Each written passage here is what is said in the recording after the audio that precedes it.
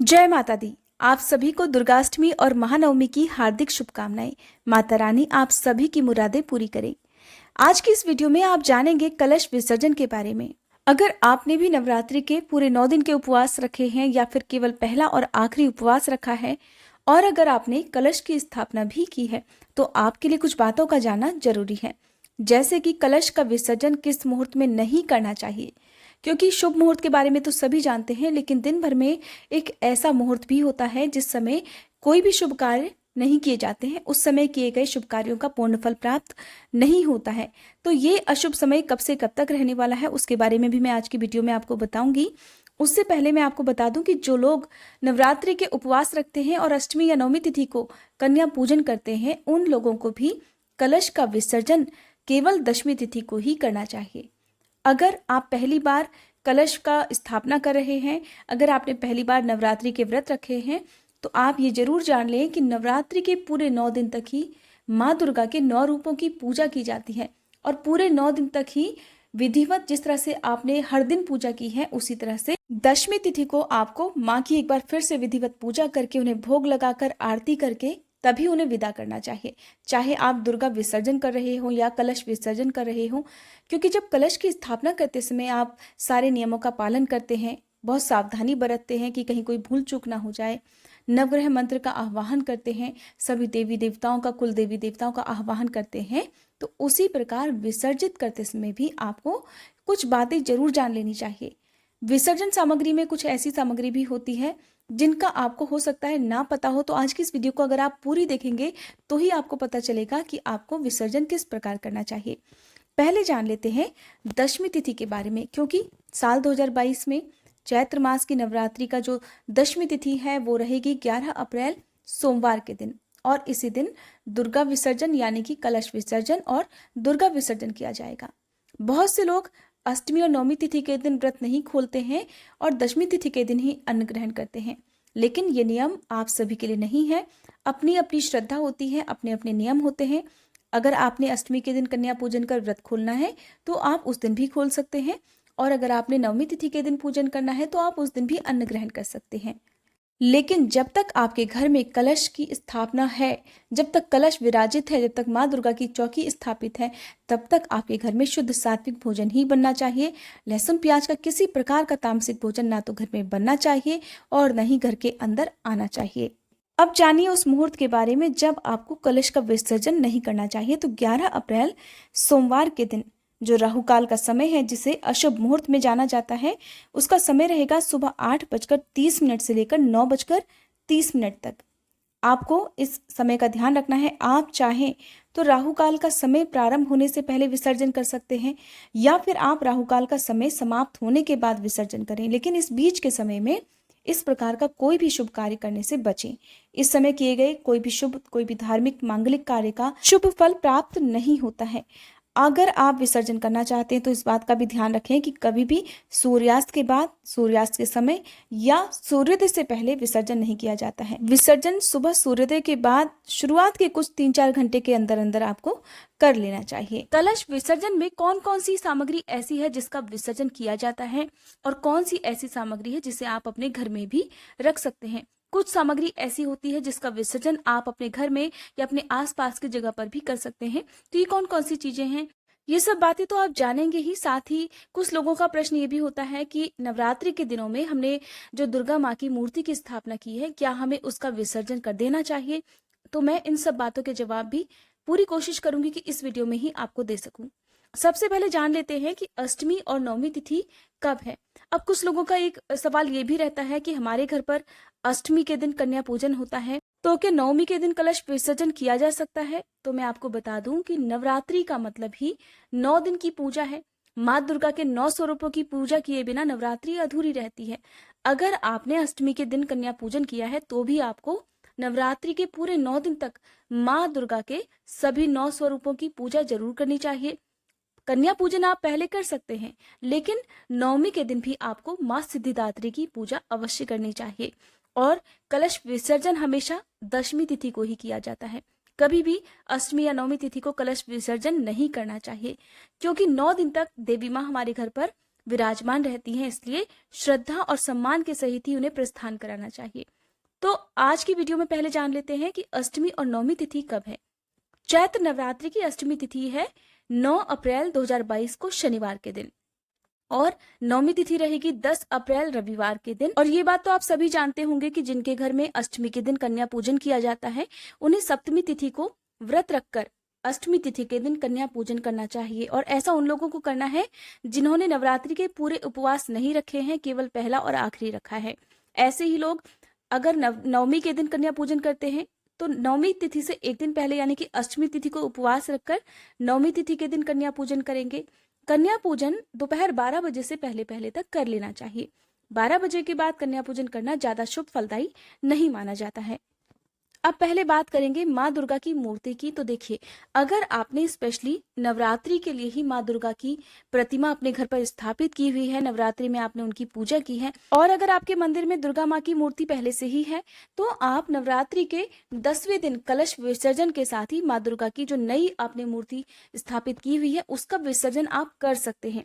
या आप उसके बदले में जो आपके मंदिर में पुरानी दुर्गा माँ की मूर्ति है, अगर आप चाहते हैं कि वो खंडित हो गई है, उसका विसर्जन करना जरूरी है, तो आप उनका विसर्जन कर सकते हैं, नई मूर्ति को अपने मंदिर में विधिवत स्थापित कर सकते हैं। ये कोई अनिवार्य नियम नहीं है कि कलश विसर्जन के दिन दुर्गा विसर्जन यानी कि माँ की जो मूर्ति है उसका भी विसर्जन किया जाए। अगर आप चाहते हैं तो आप कर सकते हैं, वैसे कोई अनिवार्य नियम नहीं है। अब बात आती है कि सबसे पहले तो आपको कलश विसर्जन किस तरह से करना चाहिए। मैं आपको बता दूं कि दशमी तिथि के दिन जो शुभ मुहूर्त रहता है सुबह के समय, यानी कि आपको दोपहर के समय कभी भी कलश विसर्जन नहीं करना चाहिए। दोपहर के बाद में कलश विसर्जन नहीं किया जाता है। कोशिश करें कि सुबह सूर्योदय से आप जो 2-3 घंटे के अंदर का समय है, सूर्योदय होने के बाद उसी समय में आप कलश विसर्जन कर लें। कलश विसर्जन के दिन भी आपको विधिवत पूजा करनी होती है। जिस प्रकार से आपने देवी माँ की पूजा पूरे 9 दिन तक की है, जिस प्रकार उनका श्रृंगार किया है, जिस तरह से उन्हें भोग लगाया है, जिस तरह से आपने उनकी आरती की है और दुर्गा चालीसा का पाठ आपने किया है, उसी तरह से आज के दिन भी आपको उनकी पूजा करनी चाहिए। कलश आपके ने जो स्थापित किया हुआ है, क्योंकि बहुत से लोग तो कलश के ऊपर स्थापित जो नारियल है उससे कन्या पूजन के दिन तोड़ लेते हैं, तो अगर उसके ऊपर नारियल नहीं है, केवल जल का लोटा है, तो भी आपको उनकी पूजा करनी चाहिए। इसके अलावा चौकी पर स्थापित जो भी कलश है, अगर आपने चौकी पर स्थापित किया है या आपने जमीन पर स्थापित किया हुआ है, तो उसे एकदम से नहीं उठाया जाता है। हमेशा कलश को या फिर माता की चौकी को पहले थोड़ा सा हिला दिया जाता है, उसके बाद ही उन्हें विसर्जन करने के लिए तैयार करना चाहिए। इसलिए जो कलश है उसे हल्का सा हिला दें, माता की चौकी को आप हल्का सा हिला दें, और जो माँ की प्रतिमा आपने स्थापित की है उसे भी हल्का सा हिला दें। उसके बाद आपको सबसे पहले हटाना चाहिए कलश। कलश हटाने के साथ ही आपको क्या करना है कि कलश के ऊपर स्थापित नारियल अगर है तो आप सबसे पहले नवग्रह मंत्र का जाप करें। और साथ ही नवग्रह मंत्र का जाप करने के अलावा सबसे जरूरी एक बात होती है, क्योंकि कलश के अंदर आपने नवग्रहों की स्थापना की है, इस कलश में अभी तक सभी नवग्रहों का, सभी देवी देवताओं का वास है, तो उन्हें सम्मान पूर्वक आपको विदा करना चाहिए। जितनी श्रद्धा और विश्वास से आपने उन्हें नवरात्रि के पहले दिन स्थापना करते समय अपने घर पर आमंत्रित किया था, उसी विश्वास, उसी श्रद्धा के साथ अब उन्हें प्रस्थान करने का समय है। आप बहुत ही आसान से इस मंत्र का भी जाप कर सकते हैं, ओम ऐं ह्रीं क्लीं चामुंडाय विच्चे, या फिर आप इस मंत्र का जाप करें, या देवी सर्वभूतेषु शांति रूपेण संस्थिता नमस्तस्यै नमस्तस्यै नमस्तस्यै नमो नमः। और इस प्रकार क्षमा याचना करें कि हे देवी, हम मंत्र पूजा विधान कुछ नहीं जानते, अपनी सामर्थ्य के अनुसार और अल्प ज्ञान से हमने आपके व्रत रखे और कन्या पूजन किया। हे देवी, हमें, हमारे परिवार और कुल को अपना आशीर्वाद प्रदान कीजिए और इस घर में सदा विराजमान रहिए। हमारे घर को सुख समृद्धि, विद्या, बुद्धि, विवेक, धन और यश प्रदान करो। हे माँ, जाने अनजाने में यदि नवरात्रि के 9 दिन तक उपवास करने में या पूजा करने में हमसे कोई भी गलती हुई हो तो उसके लिए आप हमें क्षमा कीजिएगा। इस प्रकार प्रार्थना करने के बाद आप सबसे पहले कलश के अंदर जो जल है उसे अपने घर के सभी कोनों में छिड़के, अपने परिवार के सभी सदस्यों के ऊपर छिड़के, क्योंकि ये जल बहुत पवित्र होता है। अपने घर के मुख्य द्वार पर छिड़के, लेकिन इस जल को कभी भी तुलसी जी के गमले में नहीं डाला जाता है। फिर जल के अंदर आपने जो लौंग, सुपारी, सिक्का या हल्दी की गांठ रखी थी, कौड़ी रखी थी, उसे अब आप निकाल लीजिए, साफ कपड़े से पोंछ लीजिए, सिक्के को आप अपने घर की तिजोरी में रख सकते हैं। कौड़ियों को आपने जहाँ से निकाला था मंदिर में या अपने घर में जो रुपए रखते हैं आप उस जगह पर वापस रख दीजिए। हल्दी की गांठ को आप किसी गमले में लगा सकते हैं। दूर्वा का आप विसर्जन अपने घर की क्यारी में, अपने घर के गमले में कर सकते हैं। लेकिन इन सभी चीजों का विसर्जन भूले से भी आपको तुलसी जी के गमले में नहीं करना चाहिए। कलश के मुंह पर या फिर नारियल पर बांधे गए कलावे को परिवार के सदस्य या आप खुद भी अपने हाथों में बांध सकते हैं, क्योंकि ये रक्षा सूत्र बहुत ही सिद्धिदायक होता है और हर प्रकार के दुखों से रक्षा करता है।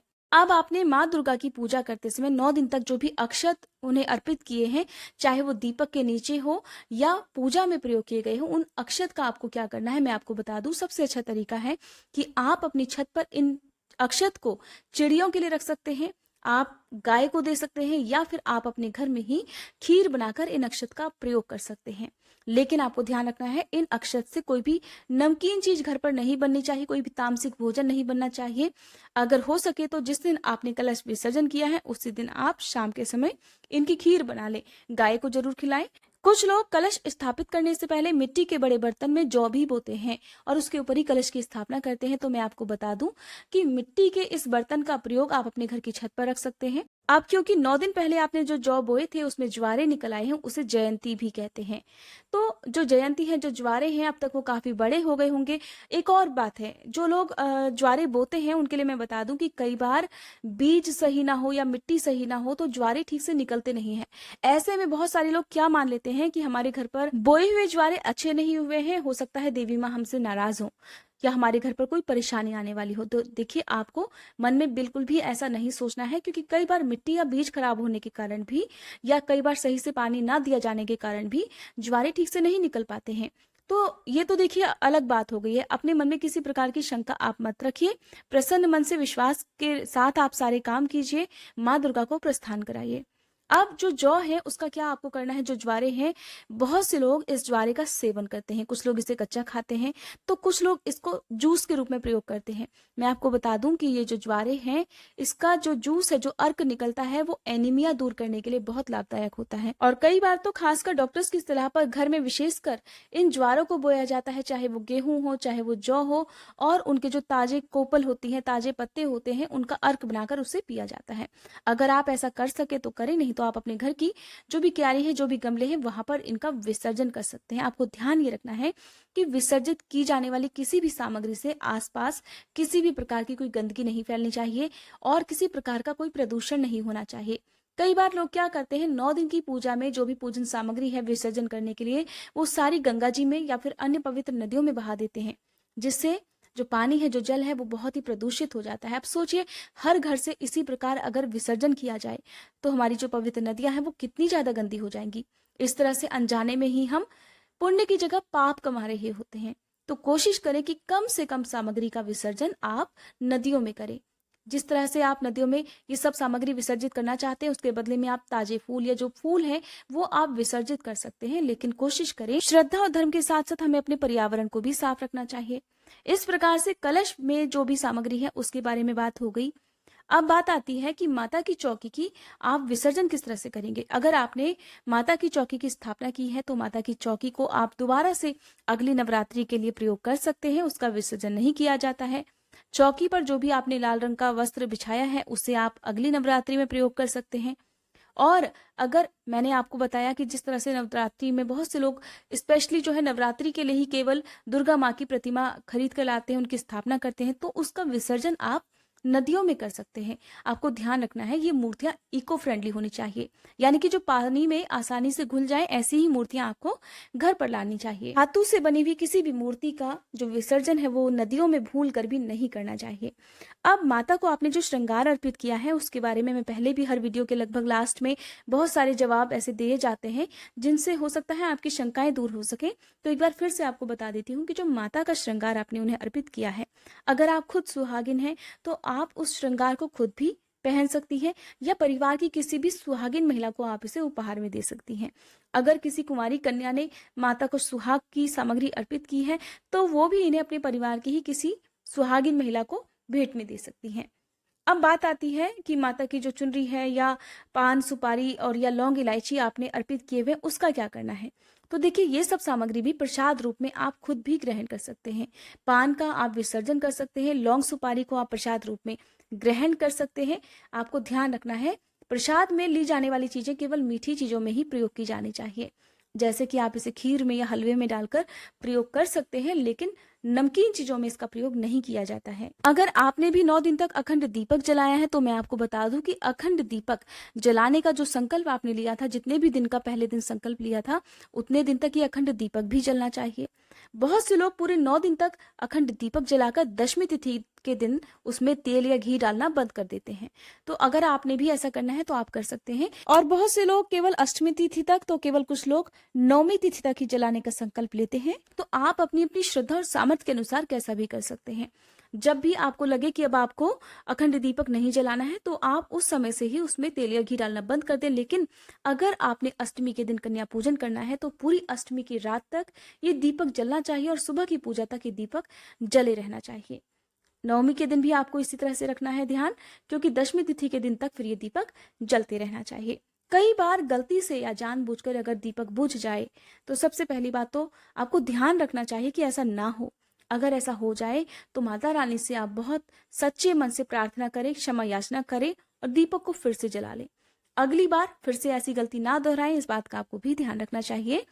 कई बार क्या होता है, जो कलश आपने स्थापित किया है किसी से पूजा के 9 दिनों में अगर हिल जाए या गिर जाए तो देखिए गलती तो है, नहीं होनी चाहिए, लेकिन फिर भी गलती इंसानों से ही होती है और माँ बहुत दयालु होती हैं, अपने भक्तों को क्षमा कर देती हैं। तो मैं आपसे यही कहूंगी कि पहली बात तो बहुत सावधानी रखनी चाहिए 9 दिनों तक, आपको खुद भी, आपके घर के लोगों को भी। अगर ऐसा हो जाता है तो फिर माँ से क्षमा मांगने के अलावा और कोई भी रास्ता नहीं है। आप कलश को दोबारा से स्थापित करें। लेकिन अगर कलश टूट जाए, नवरात्रि के बीच में कुछ भी ऐसा हो जाए तो फिर आपको दोबारा से स्थापित नहीं करना चाहिए। अगर पहले दिन ये गलती होती है तो आप कलश को उसी दिन शुभ मुहूर्त में दोबारा से स्थापित कर सकते हैं। नवरात्रि के पूरे 9 दिन तक आपने जितने भी फूल माँ को अर्पित किए हैं वो भी अभी तक आपके पास होंगे, तो आप उनको अपने घर के ही किसी गमले में, किसी क्यारी में डाल सकते हैं और आप चाहें तो उन फूलों का विसर्जन कर सकते हैं। ऐसा इसलिए कहा जाता है क्योंकि कई बार आसपास नदियां नहीं होती हैं, तो फिर आपके लिए बड़ी मुश्किल हो जाती है कि कहाँ पर हम इन फूलों का विसर्जन करें। या कुछ ऐसी वस्तुएं होती हैं जैसे सुपारी वगैरह आप नहीं चाहते अपने घर में प्रयोग करना, तो उनका विसर्जन आपको कर देना चाहिए। इसीलिए मैं आपसे बताती हूँ कि जो भोग में आपने अर्पित की हैं चीजें, आप उन्हें प्रसाद रूप में खुद ग्रहण कर सकते हैं और या फिर उनका विसर्जन आप कर सकते हैं। अब बात आती है कि अगर आपने अभी तक नारियल को नहीं उठाया है, नारियल को नहीं तोड़ा है, तो आपको फिर कलश विसर्जन के दिन इस नारियल को तोड़ लेना चाहिए। बहुत से लोग तोड़कर उसे प्रसाद रूप में अपने आसपास, अपने घर के लोगों में बांटकर प्रसाद रूप में खाते हैं, तो कुछ लोग इस पूरे नारियल का ही विसर्जन नदी में कर देते हैं। आपको जो भी अच्छा लगता हो आपको वैसे करना चाहिए। अगर आप पहली बार इस व्रत को रख रहे हैं, नवरात्रि के पहले उपवास आपने रखे हैं, तो आपको अपने घर पर अपने आसपास जो भी पंडित जी हैं उनकी सलाह से ही काम करना चाहिए। अधिकतर लोग इस नारियल को अपने घर में ही प्रयोग कर लेते हैं और उस जल को जो नारियल के अंदर से निकलता है उसे घर परिवार के सभी सदस्य अपने आंखों से लगाकर फिर उस जल को ग्रहण कर लेते हैं। कहते हैं इस जल में बहुत शक्ति होती है, माँ दुर्गा का ये आशीर्वाद होता है। क्योंकि इस साल 11 अप्रैल सोमवार के दिन नवरात्रि के व्रत का पारण है, कलश विसर्जन है, दुर्गा विसर्जन इस दिन किया जाएगा, तो आप इस दिन दोपहर 12 बजे से पहले पहले हर हाल में विसर्जन कर लें। आपको ध्यान रखना है कि जो भी विसर्जन करने वाली सामग्री है उसे अपने घर में यानी कि अपने मंदिर में फिर ज्यादा देर तक नहीं रखना चाहिए, पूरा दिन भी नहीं रखना चाहिए, इसका दोष लग जाता है। और सही श्रद्धा सम्मान के साथ ही आपको विसर्जन करना चाहिए। ऐसा ना हो कि आपने कहीं भी आसपास किसी पेड़ के नीचे ये सामग्री ऐसे ही फेंक दी। अब बात कर लेते हैं कि अगर जो लोग कलश विसर्जन या दुर्गा विसर्जन, खासकर जो माताएं बहनें हैं, जो महिलाएं हैं, वो ना कर पाए, अगर पीरियड्स होने लगे तो फिर क्या करना चाहिए। तो मैं आपको बता दूं कि ऐसी स्थिति में अगर आपने कन्या पूजन भी नहीं कर पाए हैं तो आप फिर आने वाली चैत्र पूर्णिमा के दिन कन्या पूजन करें, उसी दिन आप विसर्जन भी करें। सबसे पहले आप अपने घर में पूजा करें जिस तरह से आपने नवरात्रि के दिन में की है। ये मैं आपसे चैत्र पूर्णिमा की बात कर रही हूँ जो कि अभी हाल में ही आने वाली है। चैत्र पूर्णिमा के दिन यानी कि 16 अप्रैल शनिवार के दिन, जिस दिन चैत्र पूर्णिमा है और इसी दिन हनुमान जयंती भी है, इस दिन आप सुबह सुबह ही देवी माँ की पूजा करें, कलश विसर्जन की तैयारी करें। उससे पहले विधि विधान से जिस प्रकार इस वीडियो में बताया गया है उस तरह से आप पूजा करें। हो सके तो कन्याओं का पूजन अपने घर पर करें, बहुत शुभ रहेगा। कन्याएं अगर ना मिल पाए तो आप मंदिर में भी 9 कन्याओं के लिए जितना भी भोजन या जो सामग्री आप देना चाहते हो, जो भी भेंट देना चाहते हो, वो आप मंदिर में दान दे दें। मंदिर में दान ना देना चाहे तो अलग अलग जो भी कन्याएं आपको मिलती हैं, संख्या पूरी उतनी करें। आप 5, 7 या 9 कन्याओं की संख्या पूरी करें, चाहे वो एक जगह ना मिले, अलग अलग भी मिलती हैं तो भी आप उनका पूजन करके उनके पैर छूकर उनका आशीर्वाद ले सकते हैं।